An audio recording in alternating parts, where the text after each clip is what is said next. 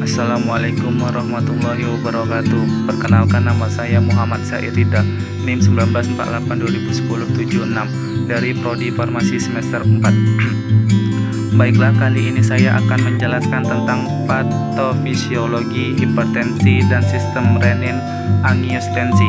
Ini merupakan skema dari patofisiologi hipertensi. Dapat dilihat dari ada 6 faktor terjadi hipertensi. Yang pertama, asupan garam berlebihan. Yang kedua, jumlah nefron berkurang. Yang ketiga, stres. Yang keempat, perubahan genetis. Yang kelima, obesitas. Dan yang keenam adalah bahan-bahan yang berasal dari endotel. Yang pertama, asupan garam berlebihan dapat menyebabkan retensi natrium ginjal yang berakibat meningkatnya volume cairan. Yang kedua, jumlah nefron berkurang dapat menyebabkan retensi natrium ginjal yang berakibat meningkatnya volume cairan.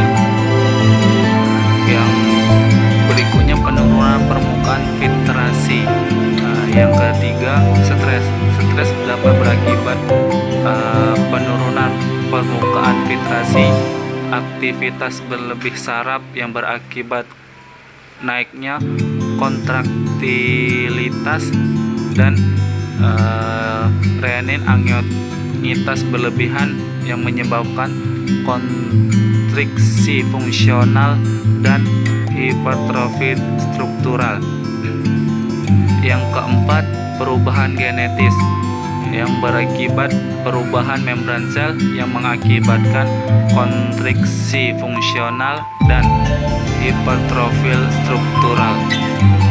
Yang kelima, obesitas menyebabkan hipersulimia yang berakibat hipertrofi struktural.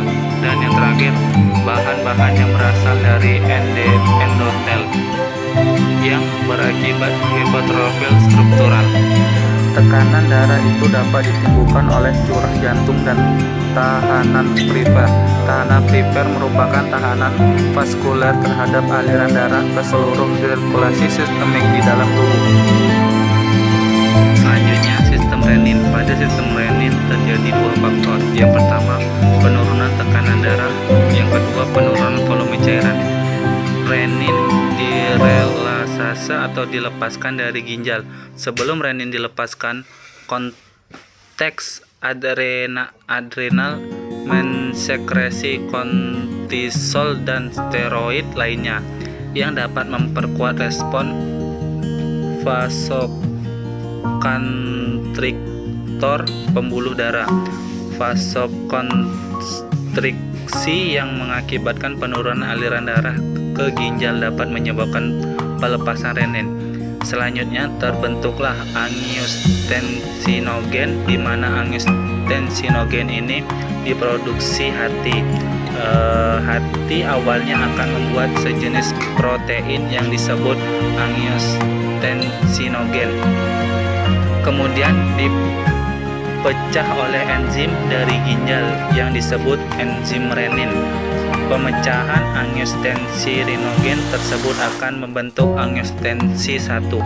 Angiotensi 1 masuk ke dalam aliran darah dengan melewati paru-paru. Di paru-paru dia akan bertemu dengan AC, angiotensin converting enzyme, di mana AC ini bekerja sebagai penghambat enzim. AC ini berperan dalam pengubahan angiotensin 1 menjadi angiotensin 2. Angiotensin 2 dihasilkan dengan melibatkan 2 jalur enzim RAAS, renin angiotensin aldosteron sistem, yang melibatkan AC, dan alternatif menggunakan enzim lain seperti timase. Angiotensin 2 juga bekerja langsung pada pembuluh darah, merangsang vasokonstriktor penyempitan poten. Tidak hanya itu, angiotensin 2 juga bekerja pada kelenjar adrenal untuk merangsang pelepasan aldosteron, suatu vasokonstriktor kuat yang pada gilirannya merangsang sekresi aldosterol oleh konteks adrenal. Hormon ini menyebabkan retensi natrium dan air oleh tubulur ginjal menyebabkan peningkatan volume antarvaskuler, maka akan